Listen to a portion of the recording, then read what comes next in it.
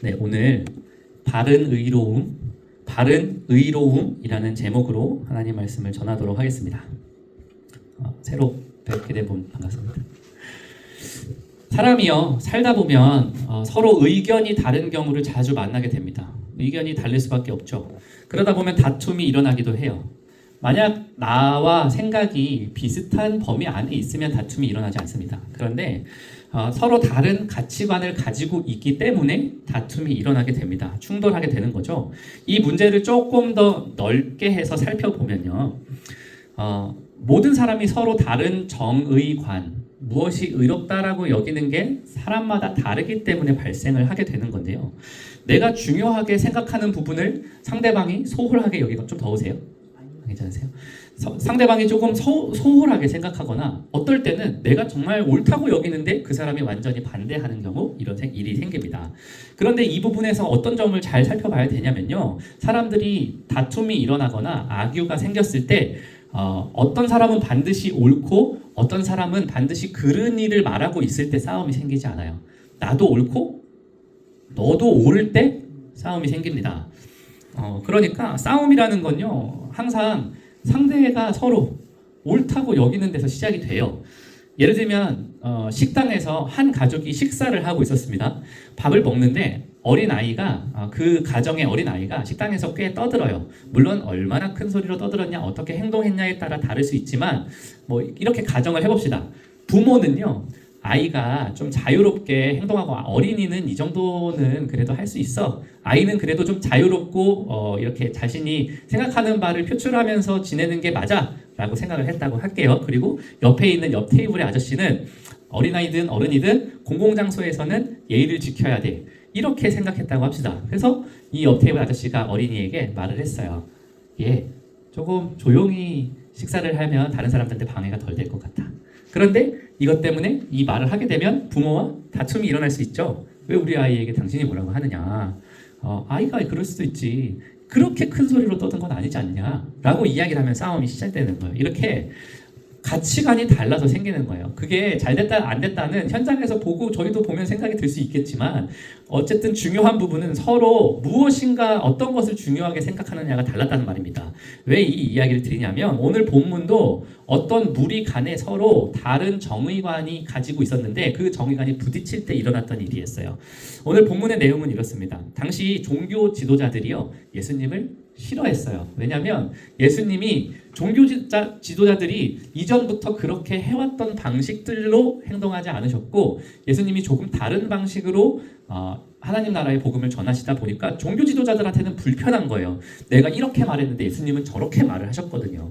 그래서 불편해하던 관계였는데 어떤 한 날 사건이 벌어졌습니다.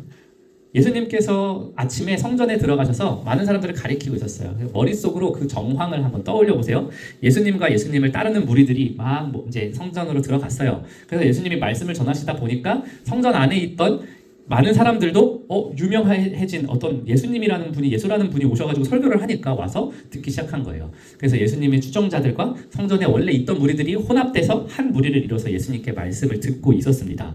그런데 저 밖에서 무엇인가 소란스러운 소리가 나면서 성전 안쪽으로 들어오는 소리가 들려요. 성전 문이 열리고 어떤 무리가 들어오는데 그 맨 앞에 한 여인이 마치 짐승처럼 끌려오고 있었습니다. 짐승처럼 막 끌려오는 무리 주변에는 살기가 등등한 사람들이 함께 오고 있었어요. 그 앞에는 서기관과 바리새인이라 하는 종교 지도자들이 있었고 그들의 무리들이 함께 들어와서 원래 예수님의 말씀을 듣고 있었던 무리들을 해치고 그 가운데로 쭉 들어와서 한 무리를 이루었습니다.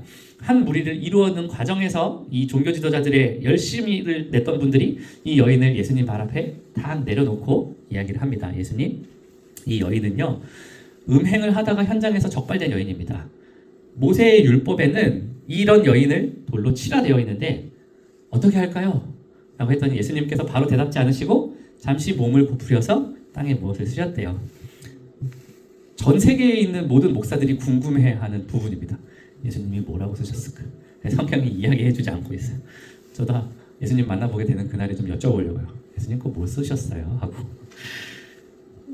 막 살기가 등등해서 막 이야기를 처음에 했겠죠. 흥분된 상태로. 예수님이 이상한 행동을 하시니까 조금 가라앉았을 거예요. 뭐지? 하면서 재차 이야기를 해도 예수님이 반응이 없으시다가 여러 번 채근을 하니까 예수님께서 일어나셔서 이렇게 이야기하셨죠.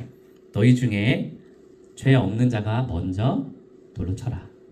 그랬더니 오늘 본문에서 재밌는 일이 있어요. 나이가 많은 자로부터 시작해서 젊은 자까지 돌을 놓고 갔대요. 아마 나이가 많을수록 죄가 더 많아지는 건 맞는 것 같아요. 저희가 살아가는 시간을 쌓을수록 제가 죄를 지을 기회가 많아져서 자, 이렇게 모두 다 돌을 놓고 돌아가고 나서 예수님께서 이 여인을 향해 다가와 말씀하십니다. 너를 정죄하던 자들이 어디 있느냐.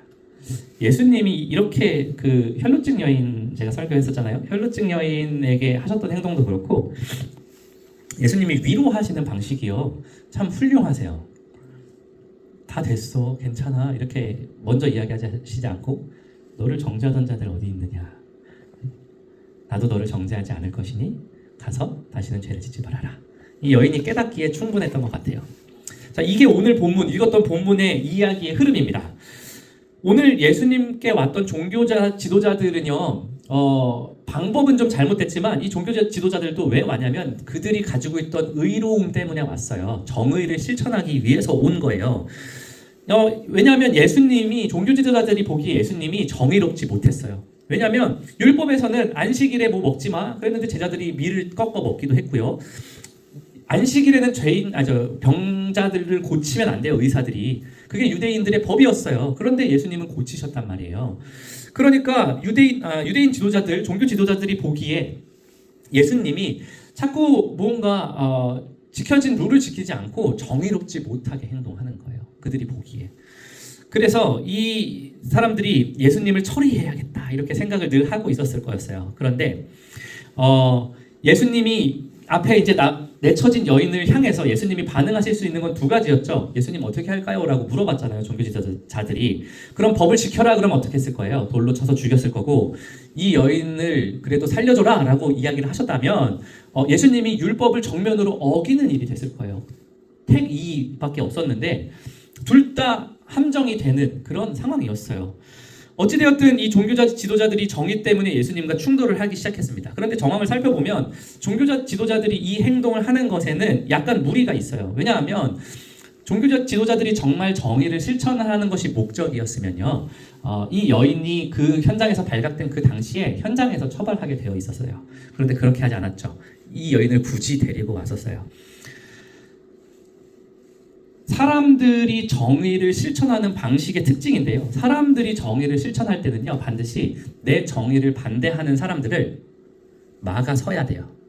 내 정의를 반대하는 사람들을 꺾어야만 실현되는 정의가 바로 사람들의 정의예요. 그래서 제가 이 땅을 살아가면서 그 정의가 실현되는 장면을 어디에서 많이 보냐면요. 뉴스에서 많이 보거든요. 정당과 정당이 정의를 말할 때요. 어떤 식으로 말해요? 내가 왜 옳은지 설명하기보다는요. 제가 왜 나쁜지 설명하는 형태로 정의를 말해요. 이게 옳지 않냐? 쟤 봐라. 틀렸지 않느냐? 사람들 이제 정당의 이야기를 하니까 우리가 의식을 글로 자꾸 줄 수도 있는데 잘 생각해 보시면 저희도 똑같습니다. 저희도 저희 정의를 말할 때요. 너는 틀렸어 라는 방식으로 정의를 실현해요. 자, 서기관과 바리새인들이요. 우리가 맨날 성경을 통해서 서기관 바리새인들이 예수님과 대척점에 있는 형태로 계속 이야기하다 보니까 그 사람들이 뭔가 되게 잘못된 사람처럼 여겨지지만 우리가 만약 그 시대를 살았다면 우리는 그 사람들을 어떻게 보고 있냐면요. 그 시대에 아주 존경받던 목사님을 떠올리시면 돼요. 그냥 모르는 사람이 아니라 와, 저 사람은 삶의 태도에서부터 목회를 하시는 모든 모습까지 포함해서 너무 훌륭하시다. 존경할 만하다 하는 사람들이었어요. 그런 사람들이 지금 이렇게 하고 있는 거예요. 그런 사람들, 그렇게 훌륭하던 사람들도 정의를 실천하기 위해서 이런 방식을 쓰는 거예요. 그러니까 우리가 아까 말했던 세상 정치의 정의의 구현과 비슷한 방식으로 지금 하고 있는 거죠. 자, 이런 사람들과 예수님의 정의가 어떻게 달랐나 두 가지로 설명을 하고 말씀을 맺겠습니다. 첫 번째, 예수님의 정의는요, 평화를 깨트리지 않는 정의예요. 너무너무 중요합니다. 여러분 이제 질문해 볼게요. 예수님이 가늠한 이 여인이 잡혀온 현장에서 예수님이 정의를 실천하셨죠? 이 정의가 실천되기 위해서 누가 희생됐습니까? 지금 현장을 머릿속에 떠올렸잖아요. 막 모여 있었고 몰려 들어왔고 뭔가 막 큰 소리가 났어요.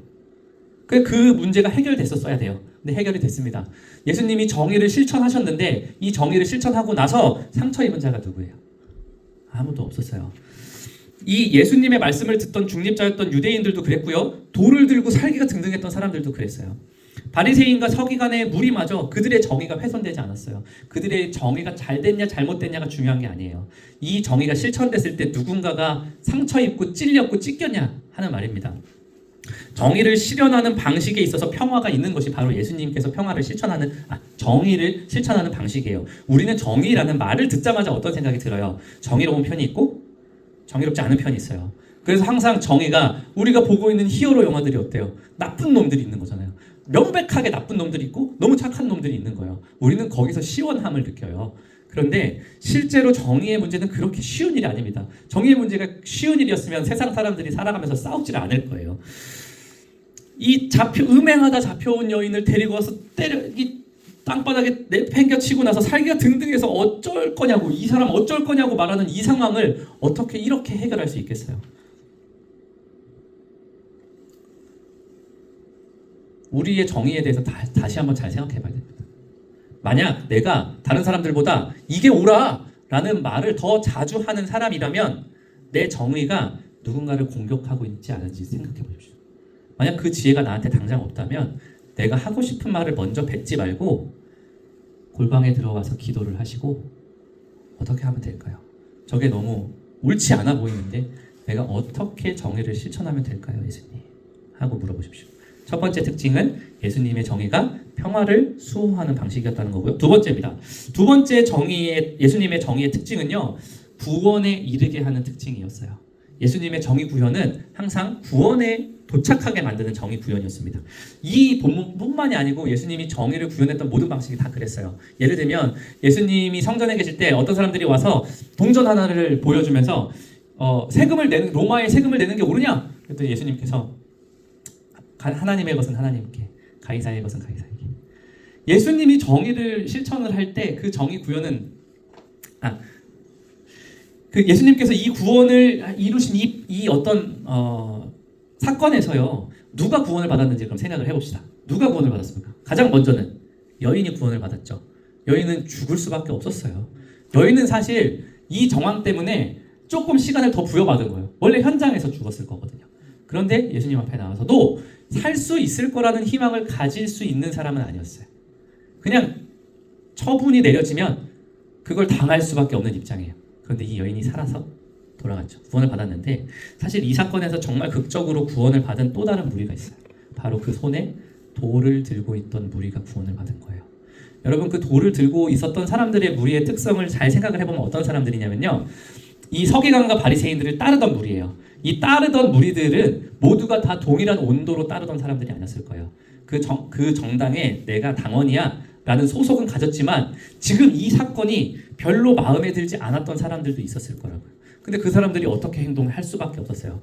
처분이 내려지면 자기 손에 있던 돌을 그 가녀린 여인에게 던질 수밖에 없는 상황에 처해 있던 사람들이었어요. 이 사람들도 지금 상황이 원래 법이 그렇게 집행했던 대로 행동했으면 좀 덜 했을 텐데 굳이 성전까지 데리고 들어와가지고 다른 구경자들이 더 많아졌잖아요. 선량한 분들이 더 많은 상황에 놓여졌잖아요. 그래서 그 상황에서 이 사람들의 고민이 엄청 커지기 시작했을 거예요. 손에 돌을 들고 들어왔는데 여기에는 이 사건을 전혀 몰랐던 많은 예배드리던 사람들이 거기 안에 있었어요. 근데 예수님이 정의 구현이 일어난 후 이 사람들이 구원받은 거예요. 죄를 지을 수밖에 없는 상태에서 구원을 얻은 겁니다. 예수님의 정의는요, 항상 사람들이 구원받게 하는 형태로 실현되는 정의였어요. 자, 말씀을 정리하겠습니다. 여러분, 이제 우리가 가지고 있는 정의로 돌아와야 돼요. 여러분의 정의는 어떠세요? 혹시 여러분들이 옳다고 말하는 것 때문에 누군가가 상처 입지 않습니까? 세상의 범주 안에서는 그것도 나쁘지 않아요. 내가 너무 옳은 말을 하잖아요. 세상의 범주에서는 누군가가 살짝 상처를 받아도 네 말이 너무 옳아. 제가 조금 따끔했을 텐데 잘했어 라고 말해줄지 몰라요. 그런데 그리스도인들의 정의는 그렇지 않습니다.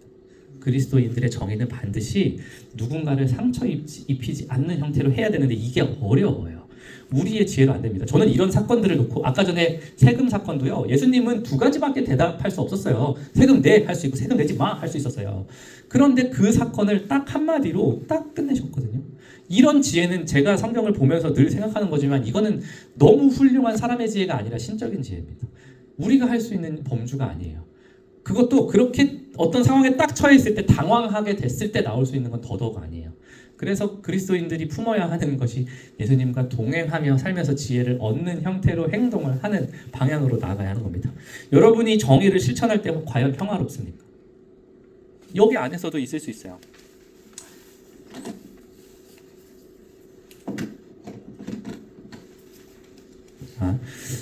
병원 안에서도 있을 수 있어요. 정의가요 대단한 일이 아니에요. 내가 의롭다고 내가 이래야 되지 않아? 라고 생각하는 것과 여기에서 정해진 것들이 그렇게 이야기하는 것 사이에 달랐을 때 언제든지 그런 일들이 일어날 수 있습니다. 그래서 우리의 정의 구현의 실천에 누군가가 상처받고 있지 않는지 꼭 생각해 보십시오. 둘째로 우리가 정의 구현하는 것 때문에 많은 사람들이 우리의 정의 구현의 그런 방식을 보고 우리에게 감화를 얻고 결과적으로 그분이 정의를 쌓게 된 그 기본 기저가 어떤 것이었는지 그게 복음이었구나. 하나님을 믿는 사람이어서 저렇게 된 거구나 라는 지적 때문에 그들이 구원을 이르게 되는 데까지 우리가 행동해야 합니다. 자, 여러분 정의는 너무 중요한 거죠. 바른 것을 바르다고 이야기하는 방식입니다. 그런데 그 정의가 실천되는 방식에 있어서 우리가 어떤 형태로 우리가 누구를 의지해서 어떤 지혜로 행동해야 할지 오늘 말씀을 통해 한 주간 잘 기억하시면서 살아가는 한 주간이 되시기를 주님의 이름으로 축복합니다. 마이크에 배터리가 다 됐나 봐요. 이거 계속 나갈 거니까 우리 말씀을 기억하며 기도합시다. 아까 이야기한 대로 지금 드린 이 이야기가요 쉽게 일어날 수 있는 일은 아니에요. 너무